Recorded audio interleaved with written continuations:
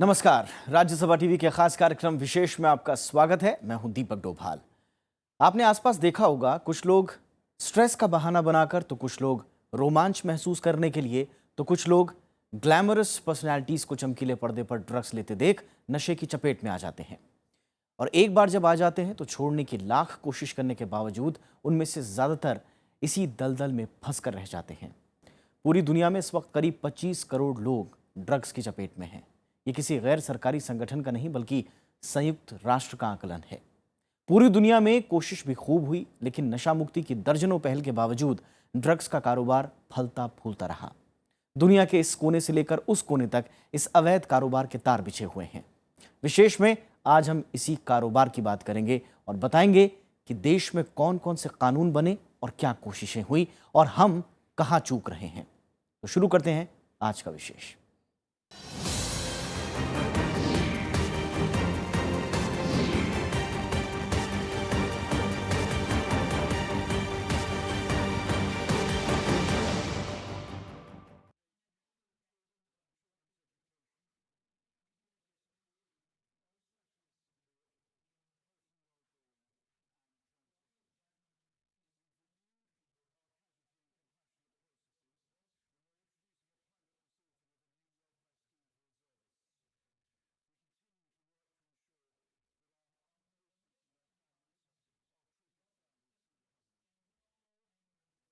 मादक पदार्थों का सेवन इस वक्त दुनिया में बड़ी चुनौती बना हुआ है।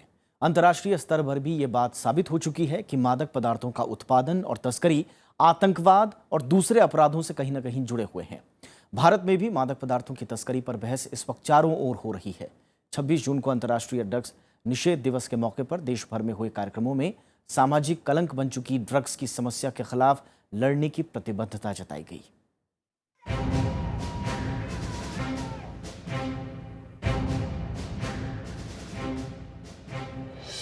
घर का कामकाज छोड़ सड़कों पर उतरी ये महिलाएं एक खास मिशन के तहत अपनी आवाज बुलंद कर रही हैं। इनके हाथों में थमी तख्तियों पर इन नारों को देखिए। नशे के खिलाफ ऐसे अनेकों संदेश इसी तरह समूचे देश के कोने कोने में पहुंचाने की कोशिश हुई। मौका था अंतर्राष्ट्रीय ड्रग निषेध दिवस का। इस मौके पर दिल्ली में भी कई कार्यक्रमों का आयोजन हुआ। राष्ट्रपति प्रणब मुखर्जी ने विज्ञान भवन में शराब और मादक द्रव्य दुरुपयोग रोकथाम के क्षेत्र में उत्कृष्ट सेवाओं के लिए राष्ट्रीय पुरस्कार दिए। इस मौके पर उन्होंने आतंकवाद, तस्करी और नशीले पदार्थों के कारोबार को एक ही कड़ी बताया। उन्होंने इससे लड़ने के लिए समाज के हर तबके को साथ आने की अपील की। That drug trafficking, arms smuggling and terrorism are closely linked.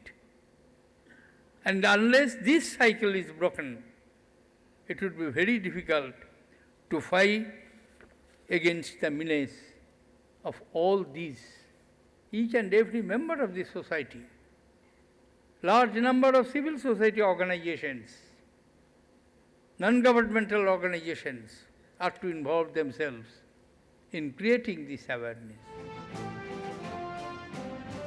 Delhi में ही सामाजिक न्याय और अधिकारिता मंत्री थावरचंद गहलोत ने एक रैली में लोगों को ड्रग्स से दूर रहने की शपथ दिलाई।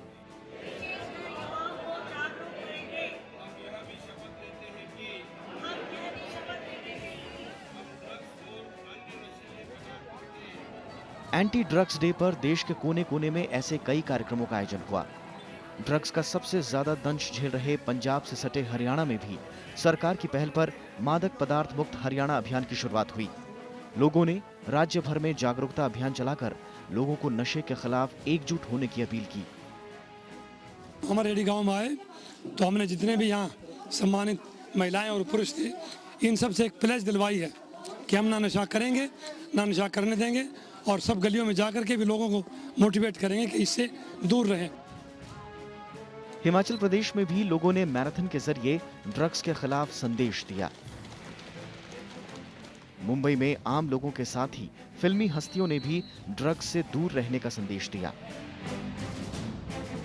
Just to give a message to all the citizens that drug abuse को रोकना है, ड्रग अब्यूज नहीं करना है, ना तो करने देना है। कुछ इसी तरह का जोश सिलीगुड़ी के लोगों में भी दिखा।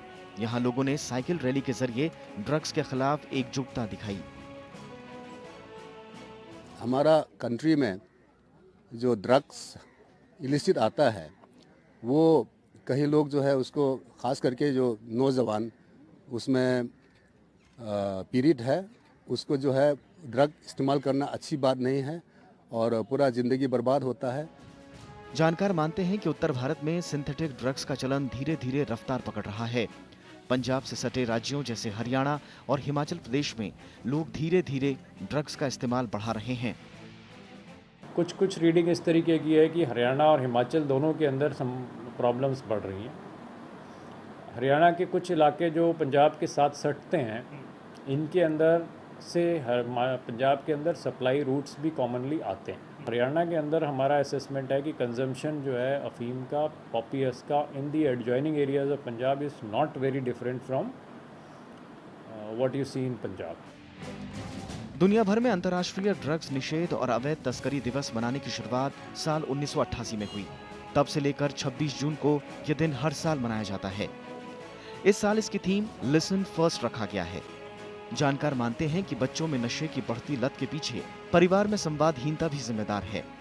लिहाजा थीम के जरिए माँ बाप और अभिभावकों से पहले बच्चों की बात सुनने और उनसे संवाद बढ़ाने की अपील की गई है। Bureau report, Rajya Sabha TV.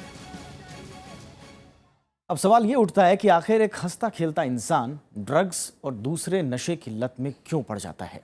जानकार इसके पीछे कई कारण बताते हैं, लेकिन कमोबेश हर मामले में घर का माहौल, परिवार का अंदरूनी संवाद एक बड़ी वजह बन जाता है। दिल्ली के जाने माने डॉक्टर हरीश भल्ला पिछले 40 साल से नशाखोरी के खिलाफ अभियान से जुड़े हुए हैं। डॉक्टर भल्ला का तजुर्बा बताता है कि नशे की लत की जड़ें परिवार से जुड़ी हैं। उनके मुताबिक परिवार में संवादहीनता बच्चों को नशे के अंधेरे की तरफ ले जाती है। There should be some communication for these children to talk to. Otherwise, घर में ही अगर उनको मित्र नहीं मिलेगा, बाप सबसे अच्छा मित्र होना चाहिए, माँ बहुत अच्छी दोस्त बननी चाहिए, बहन और भाई या भाई और भाई, they should be very communicative. तो ये जो कम्युनिकेशन वाली बात है, ये लोग हमेशा देखा है जहाँ कम्युनिकेशन जिस परिवार में कम होगा वहाँ पे ऐसी समस्याएं ड्रग की ही नहीं दूसरी कई समस्याएं भी आती हैं। परिवार में संवादहीनता की बात संयुक्त राष्ट्र ने भी महसूस की और इस साल एंटी ड्रग डे की थीम इसी आधार पर लिसन फर्स्ट रखी गई है। लेकिन ऐसी कई और वजह हैं जो बच्चों को नशे का आदी बना डालती हैं। जिस घर में उन्होंने देखा कि उनका बाप शराबी है, ज़्यादातर बच्चे जो आए वो उनके शराबियों के बच्चे आए। तो ये कुछ पैटर्न ऐसे हैं कि जैसे मैंने आपको 3-4 बातें बताई, ऐसे और भी कई पैटर्न्स हैं, पर ये मेजर पैटर्न्स हमारे पास थे। नवधनाढ़ वर्ग, शराबियों के बच्चे, जिन घरों के अंदर वैल्यू सिस्टम नहीं है, उन बच्चों को ज़्यादा इस चपेट के अंदर आए। जानकारों का एक तबका ये मानता है कि परिवार के बाद दूसरी जिम्मेदारी स्कूल भी निभा सकते हैं। स्कूलों के 100 मीटर के दायरे में तंबाकू उत्पादों पर बैन जैसे कदमों को जानकार नाकाफी बता रहे हैं। वो संवेदनशील बच्चों को पहचान कर क्लास टीचरों को ज्यादा जिम्मेदारी उठाने की जरूरत पर जोर देते हैं। जो बच्चा ड्रग एडिक्शन में आ गया, उसकी क्लास टीचर को, प्रोफेसर को, उसके पेरेंट्स को पता चल जाता है। जब उसकी आंखें निंदियाई हुई सी हैं, जब वो इतना एक्टिव नहीं है, कोई स्पोर्ट्स में नहीं जाता, एकदम एक तरफ पड़ा रहता है, जब टीचर को पता चल जाता है तो उसको ट्रेस करने में कितना टाइम लगता है कि ये बच्चा जो है ये ड्रग की प्राप्ति कहाँ से कर रहा है, उसको ज़्यादा दूर नहीं जाना पड़ता।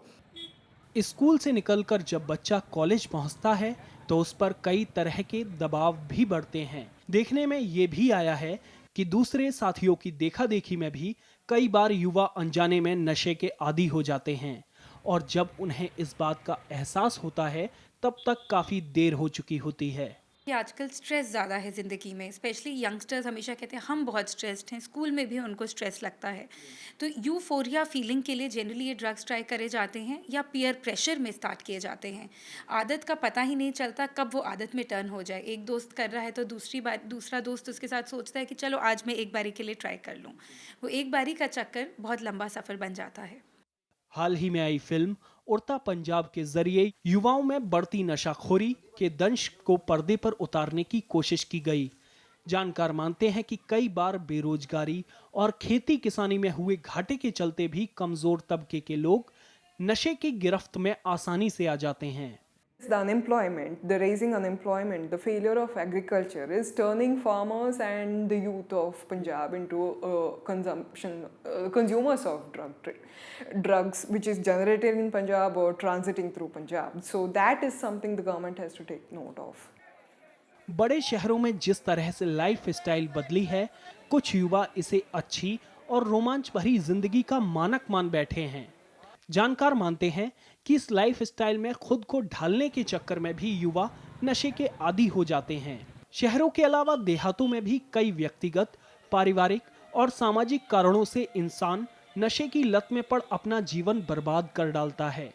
कुल मिलाकर बच्चों से बेहतर संवाद, तनाव मुक्त, अच्छा और संयमित जीवन, आत्म संयम से नशे की गिरफ्त में आने से बचा जा सकता है। आखिरकार ये सिर्फ एक पल के आनंद का सवाल नहीं, बल्कि एक इंसान से जुड़े पूरे परिवार और आने वाली नस्लों के जिंदगी से जुड़ा बहुत बड़ा सवाल है। दीमक की तरह समाज को खोखला कर रहा नशे का कारोबार पूरे देश में फल फूल रहा है। केंद्र हो या राज्य, सरकारें बदली, लेकिन नशा मुक्ति के लिए उठाए गए कदम महज रस्म अदायगी बनकर रह गए। कैमरामैन शिव कुमार के साथ नव विक्रम सिंह, राज्यसभा टीवी, दिल्ली। और अब नशे के कारोबार की बात करें तो ये पूरी दुनिया में एक बड़ी चुनौती बनकर उभरा है। और यही नहीं, पेट्रोलियम पदार्थों और हथियारों के बाद ये तीसरा सबसे बड़ा कारोबार बन चुका है। एक रिपोर्ट के मुताबिक नशे का धंधा करीब 5,000 अरब डॉलर के आंकड़े को पार कर चुका है। नशे के अवैध कारोबार के चलते दूसरे अपराधों में भी इजाफा हुआ है।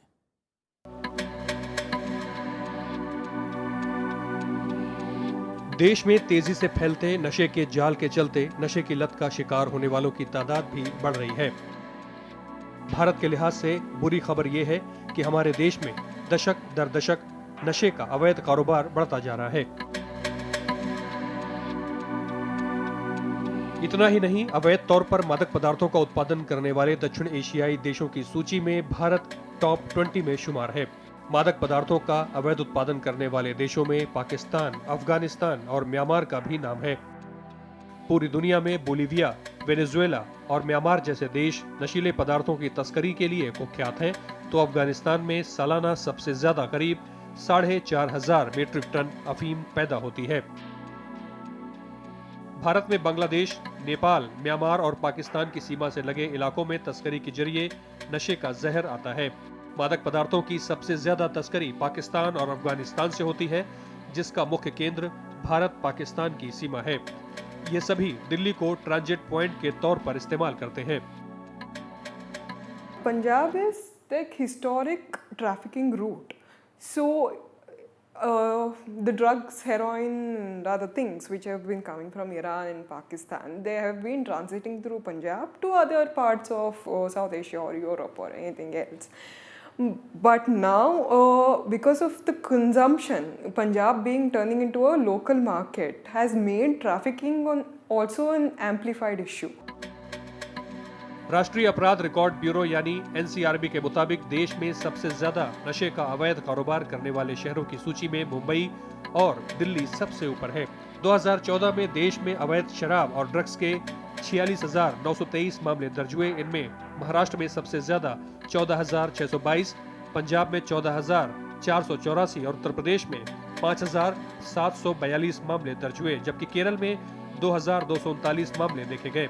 राष्ट्रीय अपराध ब्यूरो के मुताबिक हर ड्रग्स की खपत अलग अलग राज्यों में अलग अलग है। अफीम के मामले में असम पहले, पंजाब दूसरे, कर्नाटक तीसरे और राजस्थान चौथे नंबर पर है, तो वहीं हेरोइन में जम्मू कश्मीर पहले, राजस्थान दूसरे, कर्नाटक तीसरे और पंजाब चौथे नंबर पर है।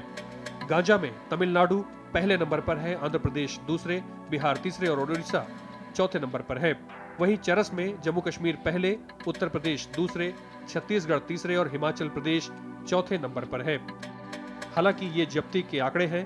जानकारों की माने तो गैर जब्त ड्रग्स को इसमें जोड़ दिया जाए तो राज्यों की सूची में बदलाव आ सकता है, लेकिन ये जरूर है कि देश में ड्रग्स सिकुड़ने के बजाय फैलता जा रहा है। यूएन के बहुत ऐसे मिशंस रहे हैं जो बहुत बार असरदार रहे हैं और बहुत फ़ायदेमंद रहे हैं, स्पेशली डेवलपिंग कंट्रीज़ में। तो मैं ये तो ज़रूर चाहूँगी कि ये यूएन का मिशन इस बारी बिल्कुल सक्सेसफुल हो, क्योंकि आज की डेट में बहुत ज़रूरी है नशा मुक्ति। उत्तरी भारत में हेरोइन, चरस और गांजा का बड़ा नेटवर्क फैला हुआ है। एनसीआरबी के 3 साल के आंकड़ों की पड़ताल करें तो पंजाब इनमें सबसे ऊपर आता है, जबकि महाराष्ट्र में भी अवैध ड्रग्स का बाजार पसरा हुआ है। इनमें सबसे ज्यादा खपत मुंबई में है। मैंने अमृतसर में 4 या 5 दिन वर्कशॉप्स की, मैंने कैंपेन किए। अमृतसर में शायद आपको पता हो कि एक मोहल्ला है मकबूलपुरा, जिसमें 9000 विधवाएं रहती हैं, जिनके सबके हस्बैंड्स ड्रग्स लेने से मर गए। That's a classic story of drug addiction, how drugs can kill the whole locality. ये वर्ल्ड में एक अजीब सी लोकेलिटी है। 2011 से 2013 के बीच देश में नशीले पदार्थों की जब्ती 455% तक बढ़ी। इस दौरान करीब 1,05,173 टन अवैध नशीले पदार्थ जब्त किए गए, जबकि भारतीय सीमा पर अवैध तस्करी की बात करें तो बांग्लादेश की सीमा पर सबसे ज्यादा 1,607 मामले दर्ज हुए, जबकि नेपाल सीमा पर 779, म्यांमार से सीमा पर 317 और पाकिस्तान से सीमा पर 120 तस्करी के मामले दर्ज किए गए। कॉलेजेस, स्कूल्स के बाहर जो पेटी वेंडर्स हैं, उनका सारा एक सिंडिकेट है, उनकी पुलिस के साथ सांठगांठ है, बड़ी ज़बरदस्त एक करप्शन का रैकेट है।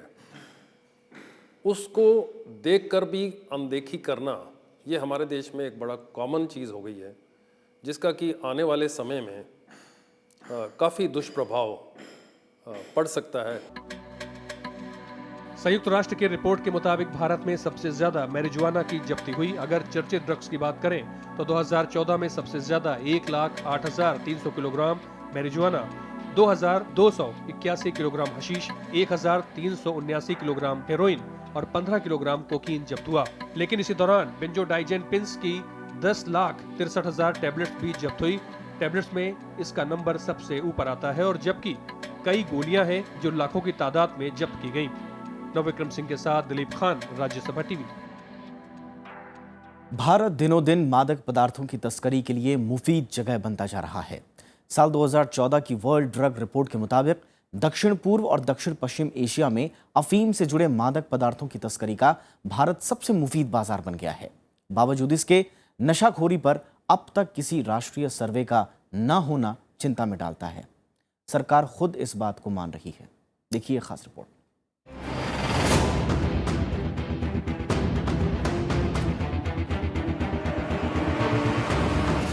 युवाओं का देश भारत।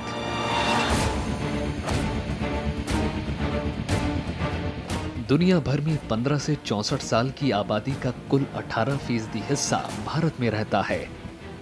ये आबादी देश को आगे बढ़ाने के लिए पहिए के तौर पर काम कर सकती है, बशर्ते वो नशे के चंगुल में ना फंसे। संयुक्त राष्ट्र के मुताबिक भारत में साल दर साल नए तरह के ड्रग्स का उत्पादन बढ़ रहा है। 2008 से 2015 के बीच करीब 25 नए तरह के ड्रग्स यानी एनपीएस का पता चला है। यानी तस्कर नए नए ड्रग्स की खोज कर उन्हें नए अंदाज में युवाओं के सामने परोस रहे हैं। देश में पंजाब को लेकर ड्रग्स पर बहस हाल में तेज हुई। जाहिर है, नासूर बन चुके इस दंश से निपटने के लिए ये जानना जरूरी है कि देश में कितने लोग इसकी चपेट में हैं और उन पर ड्रग्स का क्या असर हो रहा है। लेकिन ये सुनकर आप चौंक जाएंगे कि सरकार की ओर से हाल के सालों में नशीले पदार्थों के सेवन पैटर्न प्रवृत्ति पर कोई राष्ट्रीय सर्वेक्षण नहीं कराया गया।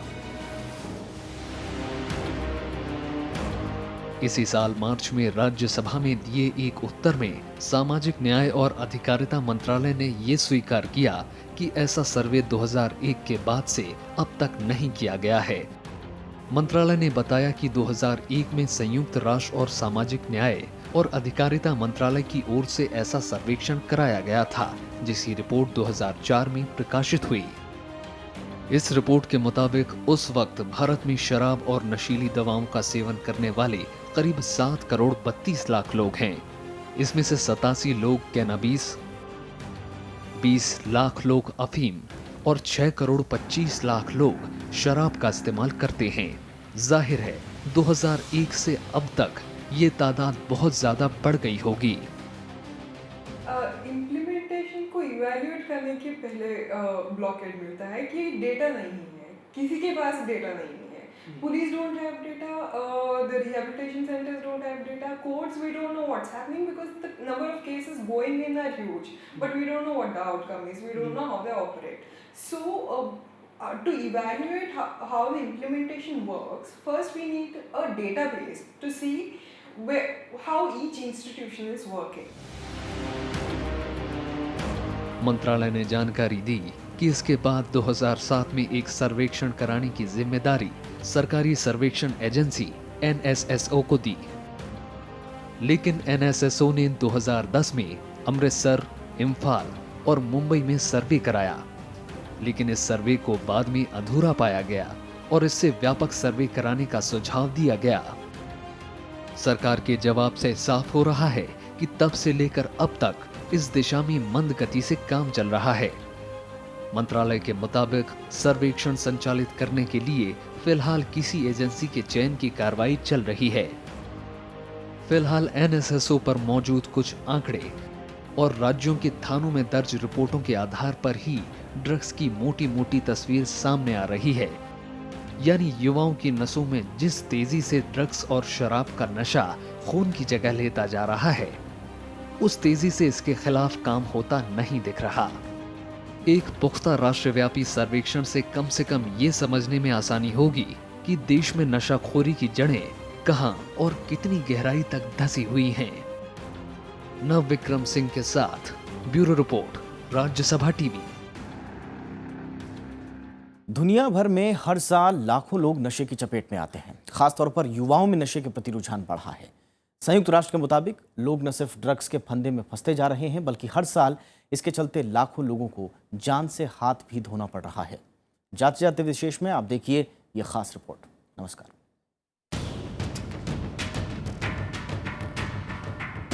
ये तस्वीरें हैं थाईलैंड के अयुथाया शहर की। ट्रक से पैकेट बंद सामान को उतरते देख आपको लग सकता है कि ये किसी आम गोदाम की तस्वीर है, लेकिन आप ये जानकर हैरान रह जाएंगे कि इन सारे पैकेटों के भीतर बंद हैं जहरीले ड्रग्स।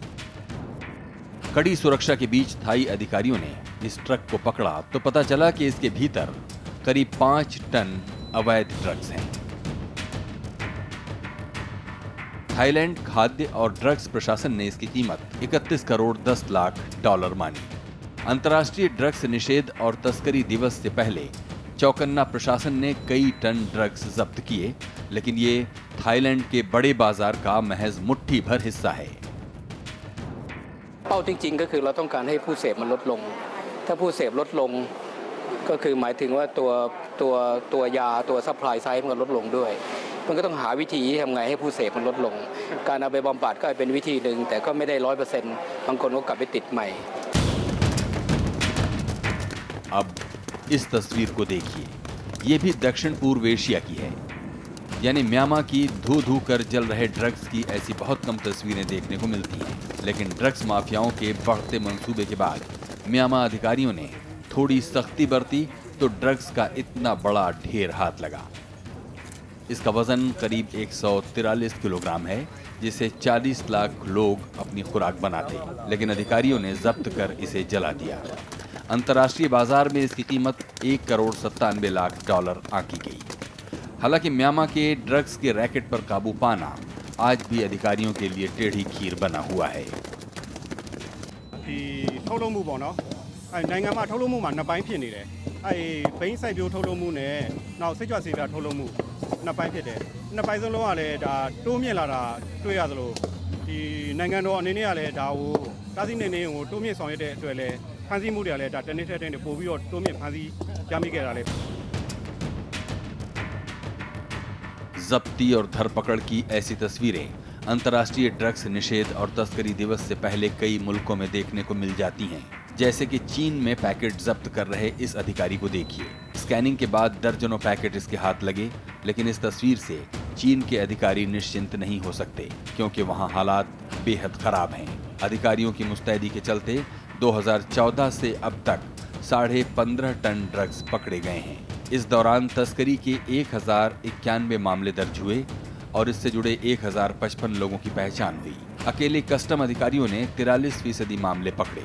असल में चीन अंतर्राष्ट्रीय बाजार का बड़ा एग्जिट पॉइंट है, लेकिन इसमें सिर्फ चीन ही नहीं, दुनिया के कई मुल्क शामिल हैं। चाइना येलो रेस एक टाइम ऐसा आया था कि ये वहाँ की 45% के करीब पॉपुलेशन जो है वो ड्रग एडिक्शन में आ गई थी। लेकिन धीरे धीरे वहाँ के जो ज्ञानी लोग हैं उन्होंने अपनी पीढ़ियों को इसमें से बाहर निकाला और आज वही चाइना देखिए कहाँ का कहाँ पहुँचा है। ऐसा नहीं है। अफीम के मामले में एशिया के मुल्क बदनाम हैं। इस नक्शे के जरिए आप ड्रग्स के बाजार को समझिए। देखिए कि अफीम से जुड़े नशीले ड्रग्स की आवाजाही कहां कहां हो रही है। आप साफ साफ देख सकते हैं कि अफगानिस्तान, पाकिस्तान, चीन, भारत, म्यांमार समेत अफ्रीका के देशों में इसकी खपत ज्यादा है। लेकिन कोकेन जैसे महंगे ड्रग्स के मामले में यूरोप, लैटिन अमेरिका, उत्तरी अमेरिका और पूर्वी एशिया के मुल्क आगे हैं। संयुक्त राष्ट्र के आंकड़ों के मुताबिक इस वक्त दुनिया में 24 करोड़ 60 लाख लोग यानी पूरी दुनिया की 5% आबादी ड्रग्स की चपेट में है। इनमें 2 करोड़ 70 लाख लोगों को इसकी बुरी लत है, यानी ड्रग्स के बगैर वो छटपटाने लगते हैं। जाहिर है मामला खतरनाक स्तर तक पहुंच गया है। ये इंसान के शरीर में, सिस्टम में ऐसे घुस जाता है कि उसके बिना इंसान को अपना जीवन बहुत अधूरा पाया जाता है। मगर दुख की बात यह है, एज ए लेडी डर्मेटोलॉजिस्ट, मैं एक लेडी डॉक्टर होते हुए जब अपनी महिलाओं को देखती हूँ इसमें गिरफ्त हुए काफ़ी लोगों का ये देखा है हाल कि वो विधवा हो गई हैं कि उनके पति नशा में मुक्त अपनी जान खो बैठे, और काफ़ी ऐसी महिला भी हैं जो आगे बच्चे नहीं पैदा कर पाई, या जिन्होंने बच्चे पैदा किए भी तो वो डिफॉर्म थे या विकलांग थे या उनको काफ़ी दिक्कतें आईं। दुनिया में नशा मुक्ति के लिए कई मुहिमें चली, लेकिन उनमें पूरी तरह कामयाबी नहीं मिल पाई। आलम यह है कि हर साल औसतन 1,83,000 लोग नशे की चपेट में आकर जान गंवा देते हैं। इसके साथ ही बड़ी आबादी ऐसी है जिन्हें HIV और हेपेटाइटिस C का संक्रमण झेलना पड़ता है। संयुक्त राष्ट्र के मुताबिक सुइयों से ड्रग्स लेने वाले लोगों में 16.5 लाख लोग इस वक्त HIV पॉजिटिव हैं। यही नहीं, सुइयों से ड्रग्स लेने वालों में 13% लोग HIV की चपेट में हैं। भारत के लिए चिंता की बात यह है कि सबसे ज्यादा जिन 2 इलाकों में लोग ड्रग्स के कारण HIV संक्रमण से पीड़ित हैं, उनमें दक्षिण और पश्चिम एशिया के अलावा पूर्वी और दक्षिणी यूरोप के देश हैं। भारत दक्षिण एशिया का हिस्सा है, लिहाजा खतरे का स्तर यहाँ कहीं ज्यादा दिख रहा है। इन इलाकों में ड्रग्स लेने वालों की आधी आबादी हेपेटाइटिस C से भी पीड़ित है। नव विक्रम सिंह के साथ दिलीप खान, राज्यसभा टीवी।